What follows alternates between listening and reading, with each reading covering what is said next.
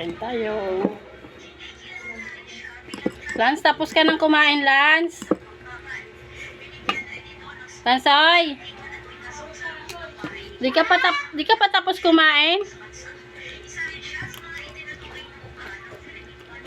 Ha? Di ka pa tapos kumain? Tapos na ako ah. Naubos mo yung ulam mo? Ha? Naubos mo ulam mo? Tapos. Wow, galing ah.